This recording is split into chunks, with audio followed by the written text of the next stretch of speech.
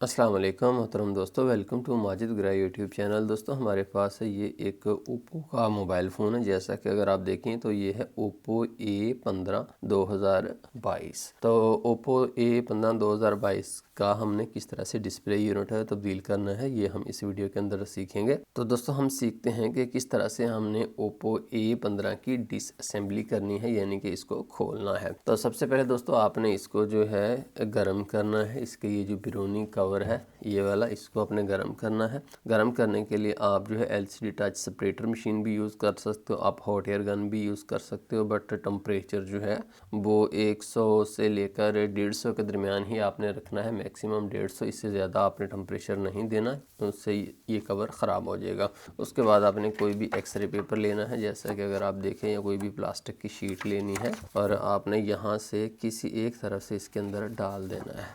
उसके बाद आपने यूं इसको करके आगे को कर देना, और इस तरफ से भी।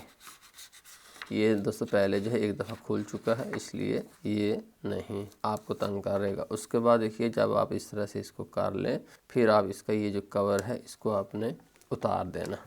यहाँ पर अगर आप देखें तो ये देखिए सिर्फ साइडों पर ही ग्लू लगा हुआ था, दरमियान में और किसी तरफ कोई भी ग्लू नहीं था। ये छूट जाएगा तो मसला हल हो जाएगा। उसके बाद दोस्तों हमें इसके सारे के सारे पेज खोलने हैं। तो आइए अब हम पेज खोलते हैं इसके।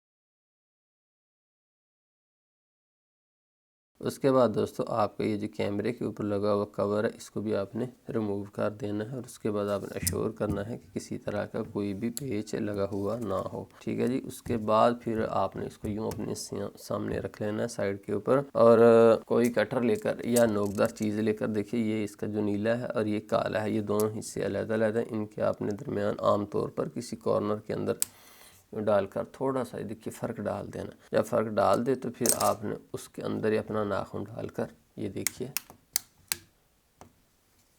इस तरफ को चल पड़ना।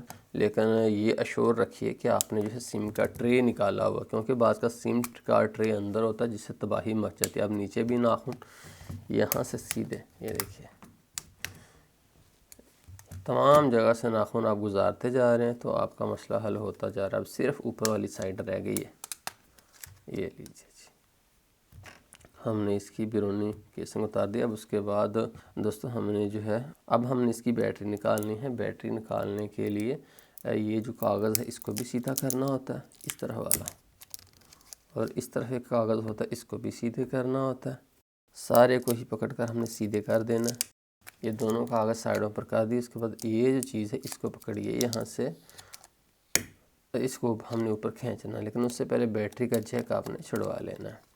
अब यहाँ से हम प्रेशर देते हैं ऊपर को, लेकिन देखिए प्रेशर आपने अचानक से सारे का सारा नहीं दे देना, आपने slow slow slow slow pressure देना है। मैं एक लिमिट के अंदर प्रेशर देकर उसको मेंटेन रखा हुआ है।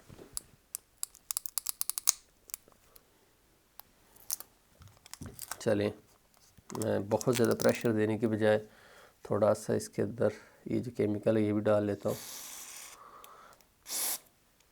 इससे ये आसानी से छूट जाएगा।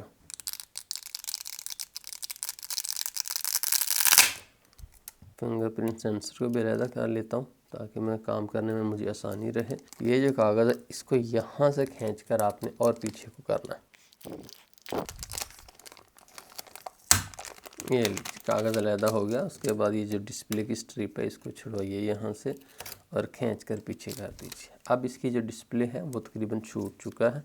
अब हमने जस्ट डिस्प्ले को यहाँ से बाहर निकालना है। तो डिस्प्ले को बाहर निकालने के दो तरीके हैं, एक तो गर्म करके है, और दूसरा जो है यहाँ से आप MBC यानी कि पेट्रोल की प्रॉपर्टीज़ वाला कोई भी केमिकल जो कि मोबाइल फ़ोन रिपेयरिंग के अंदर यूज़ होता है, आप यहाँ से डाल देंगे ना, काफ़ी ज़्यादा डाल कर देखते हैं, फिर मैं बताता हूँ। उससे उसकी बाइंडिंग काफ़ी कमज़ोर हो जाती है और फिर वो आसानी से बाहर आ जाता है। फिर यहाँ से ही आपको दबाना होगा तो वो निकल जाएगा बाहर को। और दूसरे यहाँ से थोड़ा सा दबाते हैं,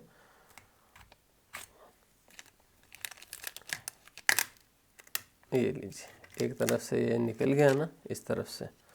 तो अब कोई प्रॉब्लम नहीं है। हम यहाँ पर ये जो एक्सरे पेपर है इसको डाल देते हैं और ज़्यादा इसको छुड़वा लेते हैं। अब ये टूटा हुआ है, इसका और क्या टूटना है। प्रॉब्लम तो तब था जब ये बिल्कुल सही होता। ऊपर से ज़रा छुड़वा लेते हैं। ये लीजिए, सारे का सारा छूट गया।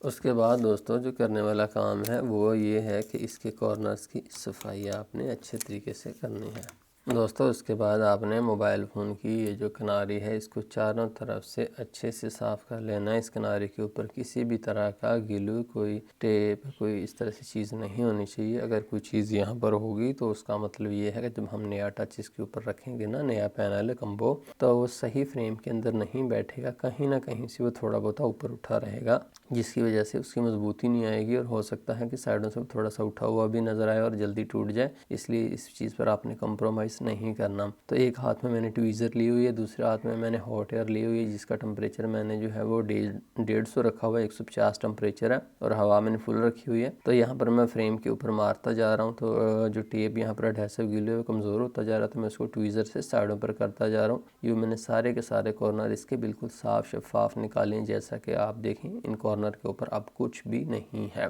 तो उसके बाद दोस्तों अब हमारा नेक्स्ट प्रोसेस शुरू होता है। जैसा कि अगर आप देखें तो ये हमने साफ़ बिल्कुल निकाल लिया है और ये हमारा जो है नया पैनल है। ये मुझे मार्केट से कितने का मिला है, मुझे ये 2200 रुपये पाकिस्तानी 2200 रुपये में मिला है। हो सकता है कि आपकी मार्केट में ये सस्ता हो, इंडिया में अगर आप हों फिर तो आपको बहुत सस्ता मिलेगा, कुछ 600-700 का मिल जाएगा। बट पाकिस्तान में चूँकि डॉलर हाई है इसलिए इनकी कीमत थोड़ी सी ज़्यादा होती है। तो मैंने शॉप के ऊपर को जाकर मैंने मोबाइल फ़ोन दिया तो उसने मुझे टेस्ट कर दिया। टेस्ट उसने मुझे खुद ही करके दिया था, मुझे कुछ नहीं करना पड़ा था। मैं आपको बता देता हूँ वो करते क्या हैं। वो यहाँ से दोस्तों इसका ये जो स्ट्रिप है इसको गुजारते हैं और इसको अपने फ्रेम के अंदर रख देते हैं। फ्रेम के अंदर रखने के बाद आपने जो पहला काम करना होता है वो ये होता है कि आपने इसको चारों तरफ से एग्जामिन करना है कि क्या ये 100% अपने फ्रेम के अंदर बैठा हुआ है, किसी तरफ से ये फ्रेम से बाहर तो नहीं। इस तरफ से देखता हूँ मैं, इस तरफ से देखता हूँ और ये देखिए नीचे से नहीं बैठा हुआ, थोड़ा सा ऊपर है। इसकी वजह ये है कि दोस्तों यहाँ पर लग गई थी चोट, चोट की वजह से ये फ्रेम टेढ़ा हो गया। तो अब यहाँ से प्रॉब्लम सॉल्व करना पड़ेगा, फिर हम नेक्स्ट चलेंगे जी। अब जैसे कि अगर आप देखें तो ये हर तरफ से अपने फ्रेम के अंदर 100% बैठा हुआ है, किसी तरफ से भी ज़रा सा भी उठा हुआ यानी सुई के बराबर भी उठा हुआ नहीं है। अब हम इसको चला कर देखते हैं कि क्या फिज़िकली तो ये फिट है और इलेक्ट्रिकली चलता भी है कि नहीं। अब हम इसको सीधा करते हैं, यहाँ से बोर्ड को दबा कर रखना है ताकि इसकी स्ट्रिप कनेक्ट हो सके। ये लीजिए, अब हम इसको चला कर देखते हैं। इसको मैं थोड़ा सा नीचे कर लेता हूँ। तो जैसे कि दोस्तों ये आप देख रहे हो ये इसका टच अच्छे तरीके से काम कर रहा है। इस चीज़ को ही हमने इंश्योर करना था कि क्या ये हर तरफ से काम कर रहा है। तो ये देखिए जो भी मैं की यहाँ से प्रेस कर रहा हूँ वो की प्रेस हो रही है, मतलब ये ठीक से काम कर रहा है। तो अब हम इसको यहाँ पर पक्का कर देते हैं, इसको हम यहाँ पर लगा देते हैं। ये कागज़ यहाँ से उखाड़ दीजिए, यहाँ पर ये जो लगा होता है इसको भी उखाड़ दीजिए, फिर इसको यहाँ से आप इसके अगेंस्ट प्रेस कर दीजिए। आइए अब आइए अपने फ्रेम की तरफ। तो दोस्तों हम टच को लगाने के लिए E8000 ट्यूब यूज़ करेंगे, लेकिन एक और बात अहम नोट कर लीजिए कि नया यूनिट लगाने से पहले आपको पुराने यूनिट से ये जो एयर स्पीकर वाली जाली है ना इसको निकाल लेना है, क्योंकि ये बहुत अहम है और आमतौर पर पहले यूनिट के अंदर चली जाती है। इसके बगैर मज़ा भी नहीं आता और गाहक का मोबाइल बुरा भी लगता है। यहाँ से मामूली सा मैंने लगा लिया और इसके बाद मैं इस जाली को साफ़ सुथरा करने के बाद, इससे गंद निकालने के बाद यहाँ पर लगा देता हूँ। गंद निकालना दोस्तों इसलिए ज़रूरी है कि अब खोला तो हुआ है, अब इसमें से गंद भी निकाल देंगे तो ज़रा कस्टमर को अच्छी क्वालिटी की आवाज़ मिलेगी तो खुश होगा, नेक्स्ट टाइम भी आपके पास ही वो आएगा। अच्छा जी, उसके बाद अब हमने ट्यूब लेनी है और इस किनारी के ऊपर लगा देनी शुरू कर देनी है। यहाँ पर रखिए और एक सीध में लगाते हुए आगे को गुज़रते जाइए। किनारे के ऊपर जस्ट लगाने की ज़रूरत होती है और कहीं पर भी आपको ये लगाने की ज़रूरत नहीं होती। अब सबसे पहले हम यहाँ से दोस्तों ये जो स्ट्रिप है इसको आगे पहुंचा देते हैं और उसके बाद हम यूनिट को ऊपर से फ्रेम के अंदर रखते हैं और उसके बाद नीचे से भी रख देते हैं। ये लीजिए जी, फ्रेम के अंदर बैठ गया है यूनिट मुकम्मल तौर पर। इस चीज़ को इंश्योर करना है हर तरफ से, कहीं से ये ना हो कि वो ऊपर ही हो और आप कहो कि वाह जी वाह, और जब एंड पर आप उसको देखें तो फिर पता चले कि वो अपने यूनिट के अंदर ही नहीं था, अपने फ्रेम के अंदर ही नहीं था। उसके बाद दोस्तों हम मोबाइल फ़ोन को अपने सामने यहाँ पर सीधा रख देंगे, इसके ऊपर कोई कागज़ वगैरह रखेंगे और उसके बाद हम इसके ऊपर कोई 1-2 किलो वज़न रख देंगे। जैसा कि अगर आप देखें तो मैंने यहाँ पर एक ईंट इसके ऊपर रख दी है। तो यहाँ पर मैं 2-3 घंटे अब वेट करूँगा। 2-3 घंटे दोस्तों हो चुके हैं। अब हम यहाँ से उठाते हैं इसको और मोबाइल फ़ोन को यहाँ से उठा लेते हैं। यूँ आपने ध्यान से इसको उठाना है क्योंकि ये नीचे लगा हुआ ना हो। उसके बाद ये कवर आपने रिमूव कर देना है और यहाँ से साइडों से ये जो एक्स्ट्रा ग्लू है इसको आपने यूँ छुड़वा देना है। ये देखिए बाहर कुछ निकला हुआ है, ये सब को आपने जो है यूँ करके, यूँ नाखून को यूज़ करके यूँ आपने छिड़वा देना और बिल्कुल साफ़ और शफाफ यहाँ से निकाल लेना। ये जो साइडों पर बड़ा हुआ ये बुरा लगता है। उसके बाद आप यहाँ से, उसके बाद आप इस पर्दे को यहाँ से बिल्कुल सीधा कर दीजिए। ये देखिए यहाँ से भी सीधा कर दीजिए और मैं एंटीने की तार को यहाँ पर बिठाता हूँ। उसके बाद मैं ये वाली स्ट्रिप लगा देता हूँ, दबा दिया मैंने स्ट्रिप को। उसके बाद मैं यहाँ पर बैटरी रखता हूँ और मोबाइल फ़ोन को ऑन कर देता हूँ।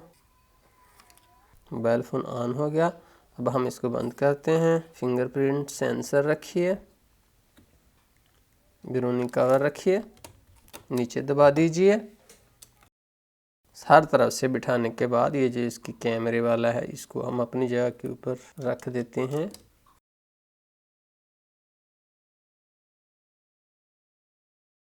तो जैसा कि आप देख रहे हैं इसका टच बिल्कुल सही काम कर रहा है, कोई प्रॉब्लम नहीं है।